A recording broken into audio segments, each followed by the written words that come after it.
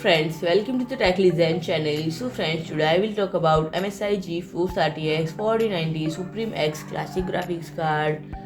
So friend, MSI has just revealed the new RTX 4090 card from the Suprim series, and friend, there is nothing particularly Supreme but out design though, and the classic models implement older cooling design, the same design that was used for RTX 3090 Ti series.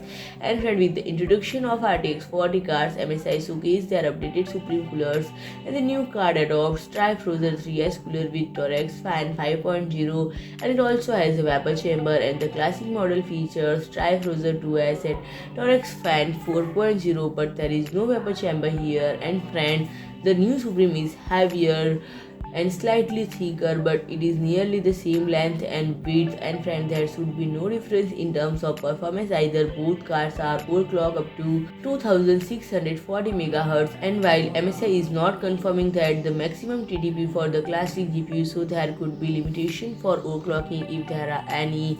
And friend, the backplate is of the old design with now outdated Geforce RTX logo, and even MSI's on Gaming Dragon, which is no longer used on updated Supreme cards. And friend,